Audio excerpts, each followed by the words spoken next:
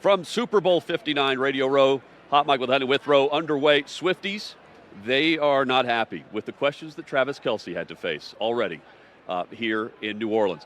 Goodell, Commissioner Goodell, he's been able to speak somewhat on NFL officiating. Plus, President Trump delivers on protecting women's sports. Chad, we are here at Super Bowl 59 with OutKick, presented by Hims. Hims.com/touchdown. Weight loss drugs are everywhere right now, and they may seem pricey and out of reach until now. Hims is changing the game and offers weight loss drugs with the same active ingredients as Ozempic and Wegovy, except they're accessible and affordable. At Hims.com/touchdown, you can get treatment prescribed 100% online. A medical provider can help you, Chad. Yeah, I see one right now. Dr. David Chow is back behind our set right now. He's a medical provider. He's a medical professional. A medical provider on the platform can determine if a weight loss plan is right for you. And if prescribed, your personalized plan ships free directly to your door, all for as little as $69 per month with a 10-month plan for oral medications, or $165 per month with a 12-month compounded GLP-1 plan paid up front. No hidden fees, no access fees, and no membership fees. Get started at hims.com/touchdown. That's hims.com/touchdown. And we're thankful to them. Hutton, great product there, and a great setup we have on Radio Row in New Orleans. Absolutely, this is terrific. Absolutely. Out of the gates and ready to go. We hope you'll subscribe to the OutKick channel while you're here, and also like the page, comment if you would like, and again, welcome to the OutKick YouTube channel.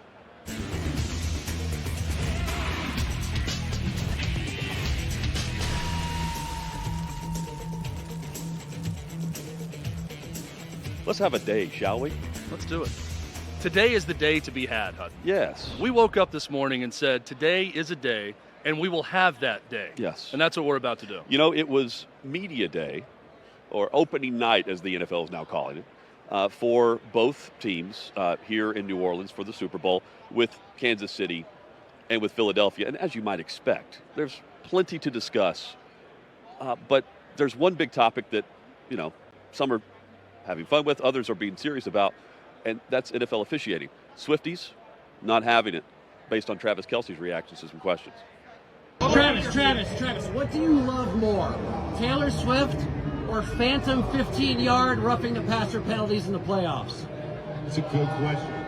Anybody else? I mean, Kelce wasn't having any of that.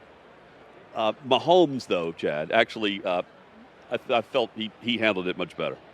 Patrick, for your whole career, you have had so many great people help you win. So who is your favorite ref? That's hilarious.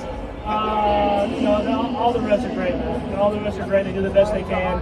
We go out there and play the game the right way. Is there one that you give a Christmas card to every year, possibly? Not that I can remember. I'll have to talk to some of my teammates and we can kind of figure it out. And on that cut, Chad, it's, you've had so many people help you win. Which is your favorite ref? You know, it's. Is there one you'd give a Christmas card to? Was my favorite follow-up question. Yeah. Look, there's no reason to feel sorry for them in this situation. The NFL brought this on themselves when they promote this opening night spot. And in thinking through it, the Chiefs are annoyed, the NFL annoyed. But what do you expect whenever you credential 4,000 media members and you welcome any type of prodding or joking or craziness to literally anybody that wants to get in there and, you know, try to make a fool out of every player? Yeah, there's nothing that's really substantial about Super Bowl week. Substantive is the better word that I'm thinking about. Because that's a good point. If you're going to send out press releases hyping the amount of people and the record numbers of media that are credentialed for Super Bowl after Super Bowl, Hutton, then what you're doing is you're inviting the world to see the biggest spectacle in all of sport and the biggest spectacle in football. This is football week, right? This is the convention for the National Football League. We see countless media members we know here every year. Athletes are coming in doing, we're going to have a lot of interviews here. That's what it is. It is not something that where you're going to get some hard-hitting stuff about either team. So if you're going to take offense to people having fun, with it, then I don't know what to tell you. Well, because that's what this whole thing is fun. Yeah, and look, you can tell they're just annoyed with it in KC. I don't blame them, but I mean, they brought this on themselves. They did. What do you expect if you're the league? Roger Goodell also asked about it. There's been a widespread perception that officiating has favored the Chiefs. Not my perception, public perception. How much of a concern is that for you in the league? Well, this sort of reminds me a little bit of the script, right? That I write a script, and I have the script for the entire season. A lot of those theories are things that happen in social media, and they get a new life. As you say, it's not your theory, but it's out there. Nobody wants it to be their theory. And so I understand it. I think it reflects a lot of the fans' passion. And I think it also is a reminder for us how important officiating is. And I think the men and women that officiate in the NFL are outstanding. They have the highest possible standards. That's ridiculous theory for anyone who might take it seriously. But at the end of the day, it's something we always have to continue to work on. How do we make our officiating better at all times? And so we've discussed this. I understand. Like, I too would be annoyed. Like, it's ridiculous. But Chad, they don't allow officials to speak. They don't have the face of officiating in many ways, speaking on behalf of the league, like we used to see with Mike Pereira. Yep. Zero transparency. Yes. So the fact that there's nothing, you can't see behind the curtain, allows for this perception. And the national media is also pushing this. It's not like it's all quiet and it's just, as they used to say, the bloggers trying to stir things up. Clickbait. It's not clickbait. It's an actual discussion based on the way we see things on the field. And it's tough on the officials, too. They're told to throw the flag on roughing the passer when in doubt. I mean, that in and of itself is going to open up questions. Well, what's something we always talk about on the show, Hutton, is that perception is reality. No doubt. Right? That's something we talk about. So this is the perception. Right. This is the talking point that the Chiefs get favorable calls from the officials and that the league favors the Chiefs. Now, a couple things are happening here with that. The Chiefs are pissed off about it. And I don't blame them, because if you were a part of a dynasty and worked hard to build that and knew how hard it was to win a Super Bowl repeatedly, you would probably be not just, I wouldn't even say annoyed, I would go past that. You'd be pissed off if people were saying, oh, the league wants you to win and the refs favor Patrick Mahomes and that's a big part in your victories in the postseason. I'd have a problem with that if I were the Chiefs too. So I understand the annoyance from them. The other part of this is, and you're right, people that follow the league have legitimate questions about some of these calls, and not just with the Chiefs. And I did with the Texans. From game to game. Yeah. So it's going to continue to be hammered home over and over again until there's more clarity. I mean, the Patriots dynasty, it's not like they weren't sullied by something that was outside that they also created. The Chiefs didn't create this. Right. They're not wearing stripes and making these calls on their behalf. But I get how they're going to be even beyond annoyed with it. And I think you could be creating a scenario where, not that the Chiefs need some chip on their shoulder going into a game trying to win a third straight Super Bowl, but it feels like they're probably going to be out to prove that, hey, it's not just the officials that are giving us these games. Well, and winning 17 straight one-score games. Yes. That's it by and large. I mean, that also lends to this argument, because to win that many one-score games, the breaks are going your way, whether it be turnovers, a couple of crucial calls. Like, that's the difference in the razor's edge that is this league. But great teams create their own breaks. Yeah. KC still finishes better than anyone in the league. And Houston still turned the ball over in that game. They didn't get a drive when they had the opportunity, when they actually had the football. So, I mean, you can go back and specifically point to all those areas. That's really the only game I have beef with those two calls. Everything else, I'm not buying into it. Just put a chip in the football. Yeah. We get a first down. I don't want to – I keep reading these things, well, this is why it wouldn't work and this is why it works. And I refuse to believe it. I believe we're at a technological point in this world where we can figure out putting chips on either side of the football and seeing exactly where it went. Yep. Spring League did it. Yes. And it worked. Yep. Tennis can do it. Yes. Now, the the one thing that they worry about is how the ball moves in the pile, and actually finding the spot with the chip in the football. Right, you still got to know when the knee's down, because if they go down, then and how you push it up. Yeah, that would be. I understand that part. One more side note and discussion point of what Roger Goodell said with the media. Here is Ben Volen, and he had a question about Tom Brady, who is going to be on the call for Super Bowl 59 on Fox, and whether or not there is a conflict of interest because he is part owner of the Las Vegas Raiders. Hey, Roger. Ben Volen, Boston Globe. My question for the 10th year in a row is about Tom Brady, who's now the lead announcer for Fox. You're consistent, Ben. That's good, though. Yeah. I have a bit. He's also, since the beginning of the year, been approved as a minority owner of the Raiders.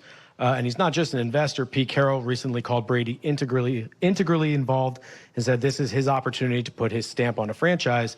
I'm just curious, why does the NFL allow Brady to hold these dual roles, and is there any concern that he could gain an unfair advantage for the Raiders by being a Fox broadcaster? Well, I'm not sure how he would, Ben, on that case, but let me start with the fact that everybody in the National Football League, owner to personnel, is still subject to tampering rules and other policy. They're responsible for that conduct, and they're all held accountable for that. In the case of this actual transition, as you know, we had special rules that were designed for this, for some of the concerns that some of the ownership had on this, and to make sure, as we learned a little bit more about this, where could there possibly be any kind of conflicts? That's something that, we'll obviously consider in the offseason and think about that. Should that policy be adjusted? Should something be added or subtracted? But right now, that Tom has been incredibly cooperative. He calls frequently about it and says, am I doing okay?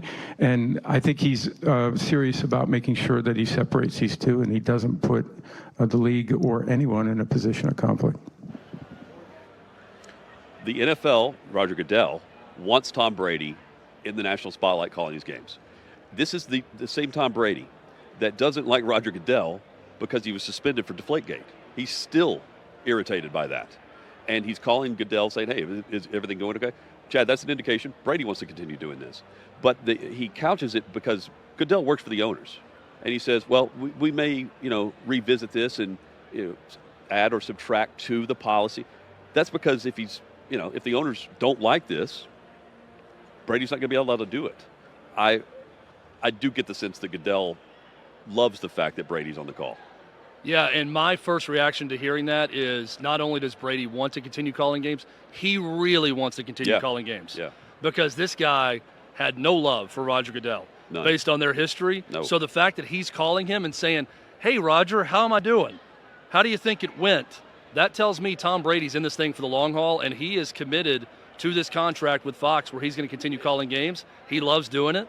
We're going to talk to Vince Wilfork later in the show today. Maybe we'll ask him about what he thought about Brady as a broadcaster this year and whether he saw that with him as a player.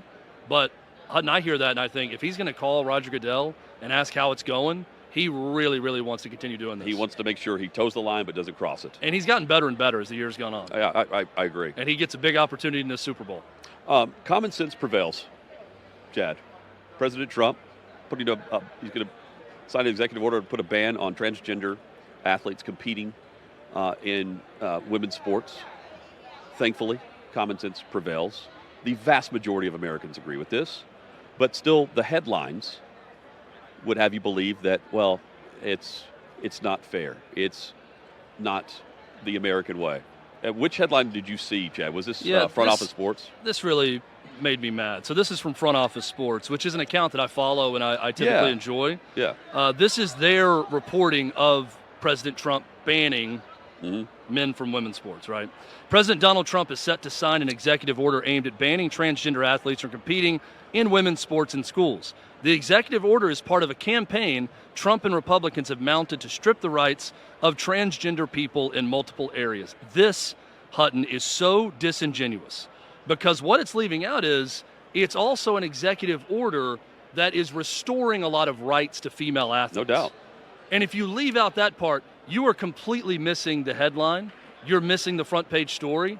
of people like Riley Gaines and others who've been on the front lines fighting this the whole time. It's restoring rights to girls and women in sports, but front office sports sees it as, oh, no, this is a continued campaign to take away the rights of transgender people. Well, taking away the opportunity to compete against women. Their United American rights are, they have the same rights that you and I do. Yes. If we were to compete, we would compete against men. This is a common sense rule that needs to be reapplied, that no one even thought to apply until this became a thing. And like it or not, it's a thing. Well, it is absolutely a thing right now. Yeah, and it's sad. It's simply put and stated, you can't be pro women rights and then also have transgenders competing in women's sports. Then also tell women athletes that lose to biological men, hey, practice harder, honey. Practice harder. It wasn't good enough. Maybe you should work harder. You need to make the decision whether or not you want to compete. Can't have it both ways. Right.